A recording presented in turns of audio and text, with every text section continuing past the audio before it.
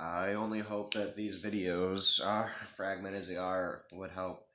And so this is ongoing. So this is just what I had. I just woke up and said, you know what, I need to make another video. I haven't done in a while, and this is a subject that I've been feeling a lot lately. So here I am. It's going to sound scattered, but that's okay because I am generally a very scattered individual who apparently can't find a motherfucking lens or to see where he's talking into.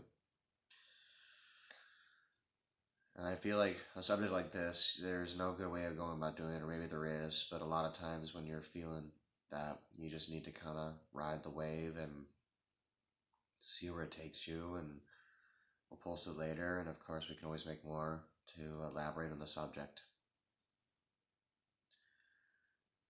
But, it hasn't been good lately. I'm overwhelmed. I feel lethargic.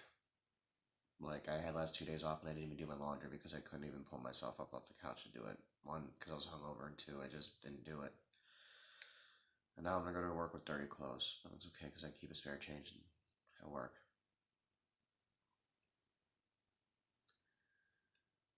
It's definitely a feeling of lethargic,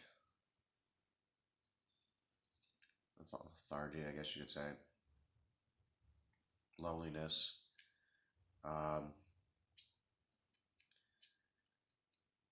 the path doesn't really look like more like a path. It seems more of an obstacle course filled with fucking jagged and sharp, pointy stuff and flames all around. There's definitely feelings of hopelessness about the future, about myself. It isn't that I don't accept myself. I just see myself for who I am. And the truth is that I'm nobody. Nobody's actually anybody. We're somebody to someone, but for the most part, we're nobody. We're just trying to figure it out in this crazy thing we call life.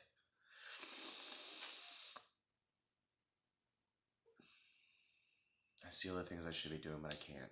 I get lethargy. It's been a very low period as of recently. Um,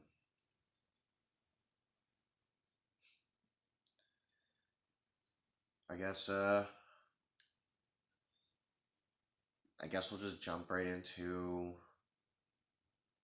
stories. I guess we'll call this story time.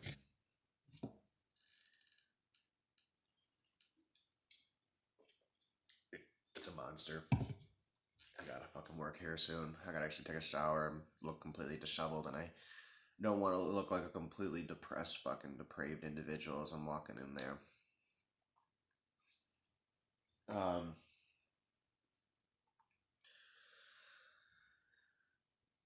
when I was 18, I definitely tried to kill myself, and I almost succeeded. If it was not for the resistance of my body and fucking substances. I took a lot of pills. A lot of pills. At the time, I was prescribed to Klonopins and some sort of antipsychotic. Klonopins to help me sleep. I was prescribed to 0.5 milligrams, and I'd get 100 pill vial, so 50 milligrams. And I remember at the time, I actually had two pretty much full vials of Klonopin. Now, there's been a lot of, I know when it happened, people always go to, oh, you did it because of the girl, because of all this stuff, but it adds to it, but it's a very small percentage. A lot of it has to do with, at the time, I just felt lonely. I felt unaccepted. My friend base wasn't that great. They were not very supportive. I was dealing with a lot of shit. I was drinking on antidepressants. I just felt completely alone. And the fact is that I knew that I had to take a pill for the rest of my life to be what conceivably normal, which is hard to grasp at such a young age. I mean, it's already hard growing up as it is. It's already hard being a fucking teenager as it is. And then you add everything on top of it, plus you add an overwhelming thing to fucking. Your thoughts just don't stop. It's funny because that's actually how I feel these days as well. However, having been through that, it's better now. But that's really what it was. It's just that thought of it's never going to get better. there is really nobody here for you. You're on your own. You can't get better for yourself. And you just can't take, you cannot take it anymore because that pain that you feel all the time, it really is horrible. So I remember being in school one day. Another time, I definitely was taking a few weeks off school at a time. Um, and I remember going home and then impulse on the blink. I remember writing some notes to my mom and my dad and fucking putting it underneath my pillow and then just taking both the vials of Klonopin and swallowing it all. I think I probably had like 80 or 90 milligrams of Klonopin when the death rate is 20 or 30. I woke up 3 hours later and drove to a friend's house, and her mom was there, and she called the fucking ambulance, and thank God, because I'm here.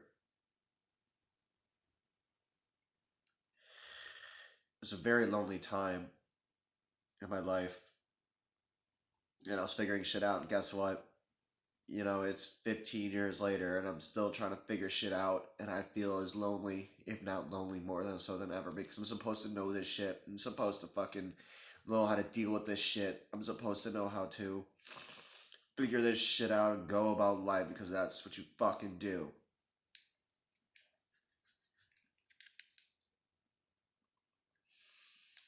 I didn't know then, and I don't know now.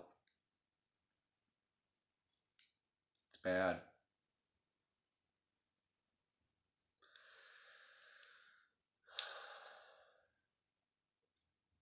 And such is life, and such is death.